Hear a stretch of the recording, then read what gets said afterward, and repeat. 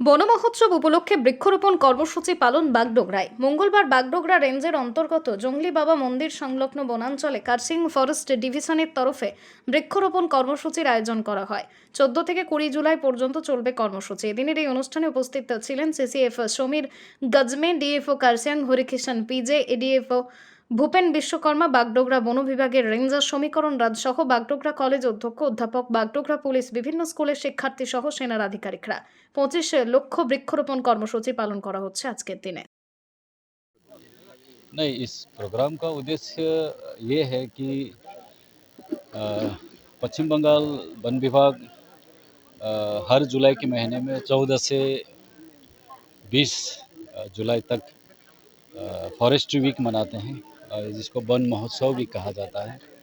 लेकिन इस साल का एक्टिविटीज़ कुछ स्पेशल इसीलिए भी है कि हम लोग सिंगल डे प्लांटिंग, एक ही दिन में 25 लाख सीडलिंग का प्लांटिंग करने का टारगेट लेके सब जुट गए। और हमारे पश्चिम बंगाल के जितने भी वन विभाग के अंडर में जो भी फॉरेस्ट डिविजन्स हैं, जितने भी डिपार्टमेंट के स्टाफ ऑफिसर्स सब हैं, सब इसमें इन्वॉल्व हैं।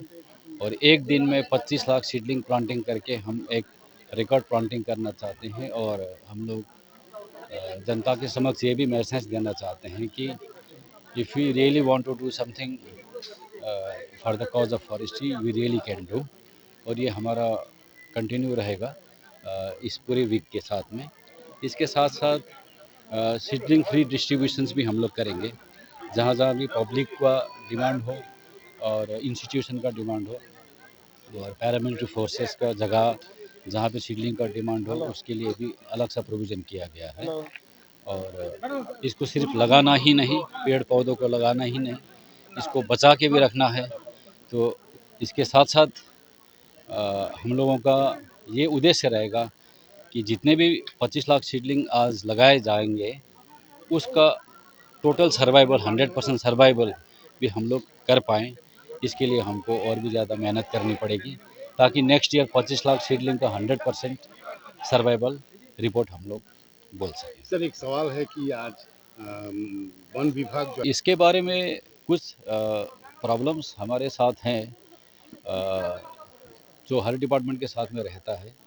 लेकिन मैं बड़ा फ़ख्र के साथ कह सकता हूँ कि हमारे जितने भी स्टाफ स्ट्रेंथ हैं, जो भी एग्जिस्टिंग स्टाफ स्ट्रेंथ है, उसमें हमारा वन विभाग की तरफ से और सरकार की तरफ से जो भी सपोर्ट स्टाफ को मिल रहा है, उसके हिसाब से फॉरेस्ट डिपार्टमेंट पश्चिम बंगाल का परफॉर्मेंस बहुत अच्छा है। हम लोग बहुत सारे जगह पे इवन ट्री कवर पहले से बहुत इम्प्रूव हो चुका है। और देखा गया तो सिर्फ रिज़र्व फॉरेस्ट की ही बात ना करें, आउट ऑफ रिज़र्व फॉरेस्ट जो भी सोशल फॉरेस्ट्री एक्टिविटीज़ करते हैं, बोनियर बायरे वन का जो सिद्धांत है, उसके तहत भी फॉरेस्ट कवर पहले से बहुत बड़ा हुआ है और इसका हमारे पास डिजिटल एविडेंस भी है। और जहाँ तक नॉर्थ बंगाल की बात करूँ तो हमारे यहाँ पे जो क्रॉस बॉर्डर एलिफेंट मूवमेंट होता है, उसको भी हमारे वाइल्ड लाइफ विंग और टेरिटोरियल विंग का अच्छा कोऑर्डिनेशंस करा के हम लोग उसको बहुत बढ़िया तरीके से मैनेज कर पा रहे हैं। इसीलिए सेंसस में हाथी का भी संख्या बढ़ने का फिगर हम लोग आपको दे सकते हैं और एलिफेंट का संख्या भी बढ़ा हुआ देख सकते हैं। अगर जंगल ना होता तो ये फिर वन्यजीव भी नहीं होते। सर, फॉरेस्ट डिपार्टमेंट में जो कि रिटायर होने के बाद न्यू रिक्रूटमेंट नहीं हो रहा है, जहाँ पर सिविक हिसाब से कर्मी को रखा जाता है, इसमें आप लोगों का तकलीफ कितना होता है सर? नहीं, थोड़ा इसमें प्रॉब्लम्स तो आ रही है, लेकिन सरकार की तरफ से कुछ पॉलिसी उस तरह का होगा। रिक्रूटमेंट बहुत सारे हो रहे हैं। अभी जिनका भी रिक्रूटमेंट हो रहा है, फॉरेस्ट गार्ड लेवल हो या बीट ऑफिसर लेवल हो, उनका ट्रेनिंग बहुत सारे इंस्टीट्यूट में इंडिया की चारों तरफ हो रहा है। उसके बाद ट्रेनिंग के बाद बहुत सारे नया रेंज ऑफिसर्स का रिक्रूटमेंट हो रहा है। तो जो स्टाफ स्ट्रेंथ कम हो रहा है, उसको सब्सिक्वेंटली फिलअप करने की कोशिश सरकार की तरफ से पूरी है।